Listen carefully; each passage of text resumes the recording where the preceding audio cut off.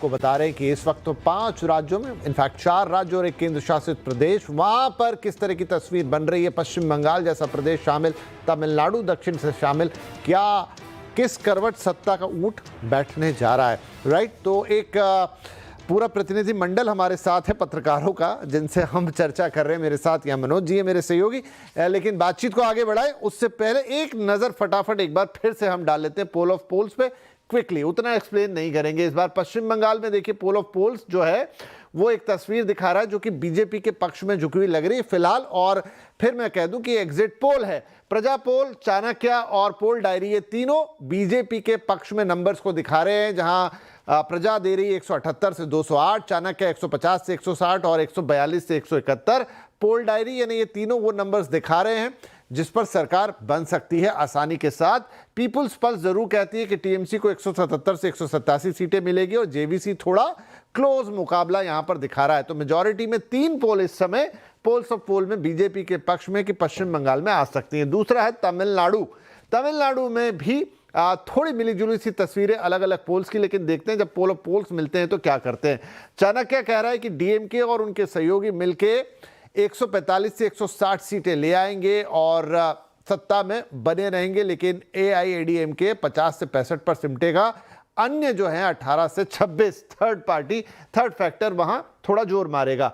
Martin's कह रहा है 122 से 125 डीएमके, लेकिन एडीएमके 87 से 100 पे सिमटेगी। और तीसरा जो है प्रजा पोल वो 148 से 168 सीटें दे रहा है यहां पर डीएमके प्लस को। तो वैसे अब ये तस्वीर अगर देखें इन नंबर्स के साथ तो वो डीएमके को ही सत्ता की चाबी दोबारा सौंपती हुई दिखाई दे रही है। तो ये 2 राज्यों की मोटी मोटी तस्वीरें।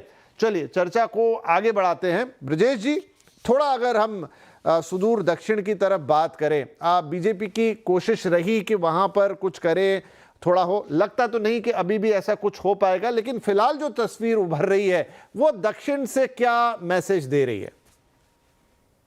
चीजें हैं। अगर आप तमिलनाडु को देखें तो उसमें जो कॉन्ट्राडिक्टरी जो पोजीशन है कई सारे ओपिनियन पोल में, जैसे कि एक ओपिनियन पोल जो है वहाँ एआईडीएमके को बढ़त में दिखाई दे रहा है, यानी ये बता रहा है कि वहाँ सरकार उसकी बन सकती है।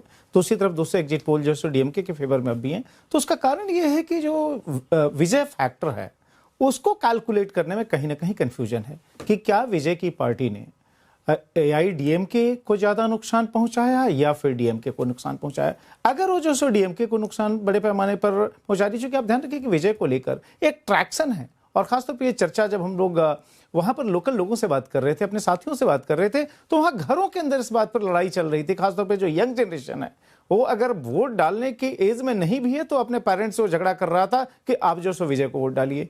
अब सवाल ये उठता है कि वह जो है सो एआईडीएमके का वोटर कन्वर्ट हुआ या फिर जो सो डीएमके का वोटर कन्वर्ट हुआ। जहां पे भी जो है सो विजय ने जिस पार्टी के वोट बैंक में सेध लगाई, जाहिर हो पार्टी को नुकसान हुआ होगा। इसलिए आपको तमिलनाडु में कॉन्ट्राडिक्शन दिखाई दे रहा है। केरल में जहां तक सवाल है कि भाई वह क्लियर कट यूडीएफ की विन है या फिर कहीं कोई हंग की पोजीशन बन सकती है, लेकिन अभी तक जो है वो ये है कि भाई लेफ्ट की वहां पर जो सरकार थी उसके साथ एक मोहभंग था। दूसरा ये है कि यूडीएफ जो है जो वहां का ट्रेंड भी रहा है कि एक कंसोलिडेशन उसके फेवर में था। लेकिन आप वहां ध्यान रखिएगा कि बीजेपी वहां पर अपनी सीट जो है सो बढ़ाती हुई नजर आएगी। वहां त्रिवेंद्रम में कम से कम जो है सो 2 से 3 सीटें ऐसी हैं जहां पर कि वो पार्टी जो है सो जीत की तरफ जो है सो दिखाई देती है। तो इसीलिए जो है अब 0 to 4 अगर हम ही लोगों के एग्जिट पोल को अगर बात करें तो उसमें ये दिखाई दे रहा है। तो बीजेपी ऑब्वियसली डोमिनेंट फैक्टर नहीं होगी, लेकिन उसके नंबर्स बढ़ रहे हैं।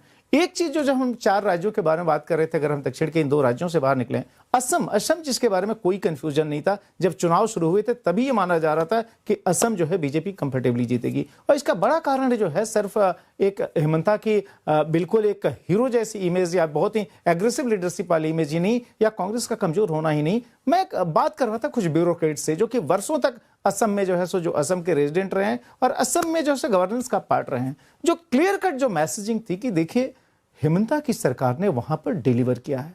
जो इसके पहले जो है कांग्रेस की सरकार या जो दूसरी पार्टियों की सरकार जो रही है, क्योंकि आप ध्यान रखिए कि एजीपी वगैरह भी वहां पावर में रहे, उस समय में जो है असम में डेवलपमेंट वर्क जो है वह इतना विजिबल, इतना सिग्निफिकेंट नहीं था जो कि पिछले 5 वर्षों के इस बीजेपी रूल्ड सरकार में दिखाई पड़ा है।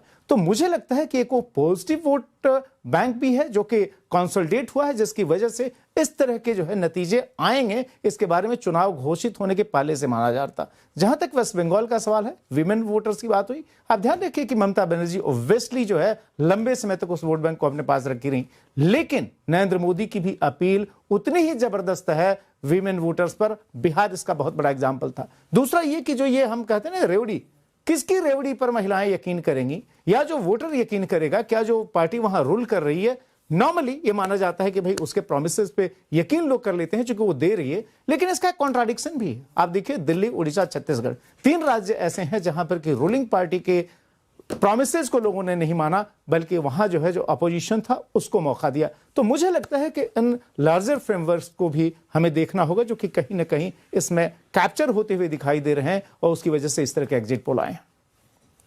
जी, और पश्चिम बंगाल की बात हो रही है। संजय जी, आपसे मेरा सवाल है कि पश्चिम बंगाल में पिछले बार जो अंतर था, करीब करीब 10% का अंतर था बीजेपी और तृणमूल के बीच में, एनडीए और जो उनका तृणमूल का अलायंस था उनके बीच में, और सीटें जो है 215 और 77 थी, तो सीटें काफ़ी 10% के अंतर में सीटें काफ़ी निकल के गई थी तृणमूल के साइड में।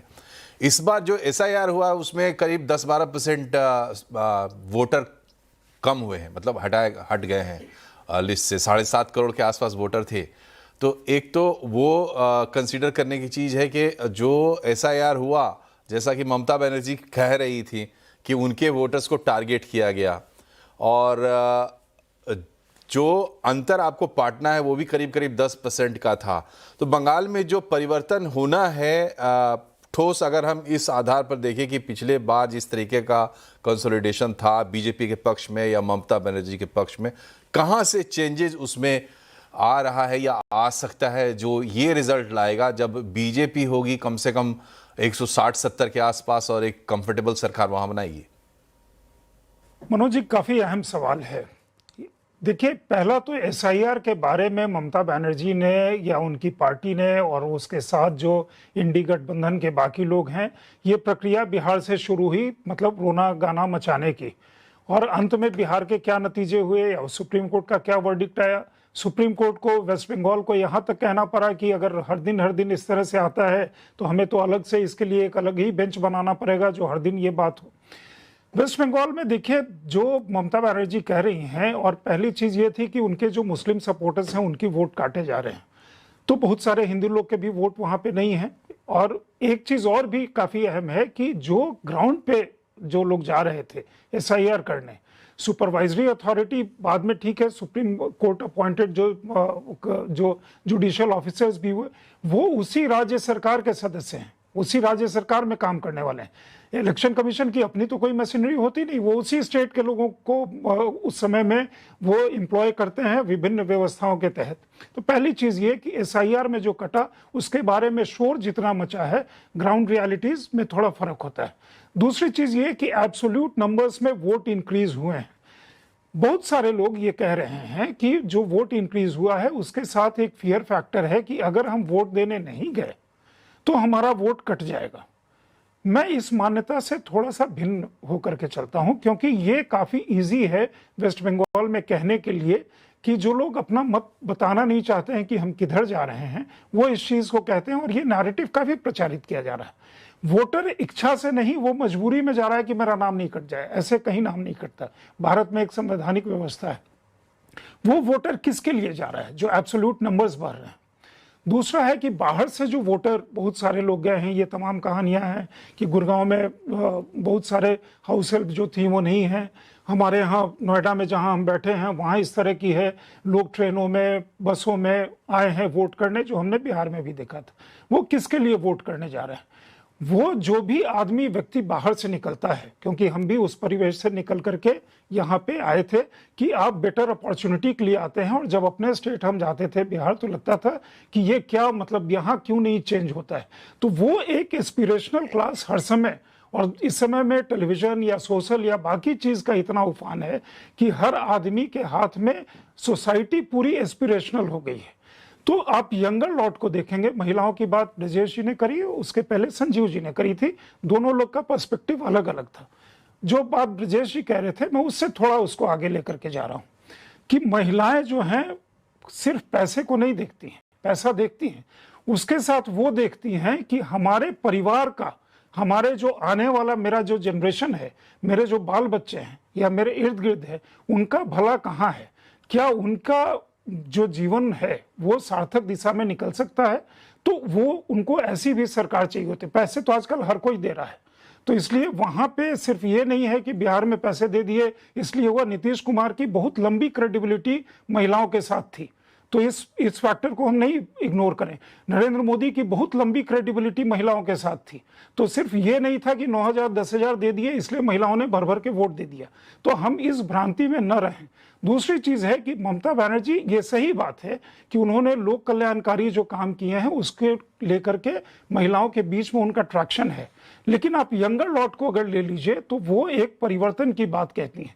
उनके अंदर वही इच्छा है कि हमारे प्रदेश में वही चीज हो कि जैसे ये कर कोई कह रहा है कि पूरे प्रदेश को गुंडा कह दिया, पूरे प्रदेश को कोई गुंडा नहीं कहता। बंगाल की अस्मिता, बंगाल की जो लड़ाई है, बंगाल की स्वतंत्रता संग्राम से लेकर के अभी तक जो है, या बंगाल के लोग जो बाहर जाकर के इतना अच्छा कर रहे हैं, उसको लेकर के धारणा बिल्कुल अलग है। अभी नीति आयोग का मतलब अब अध्यक्ष बनाया गया, बंगाल के ही हैं, वहां के मेंबर होकर के आए हैं। तो ये चीजें नहीं होती। दूसरी है कि वो जो महिलाएं हैं इस फैक्टर को काफी ज्यादा कंसीडर करती हैं।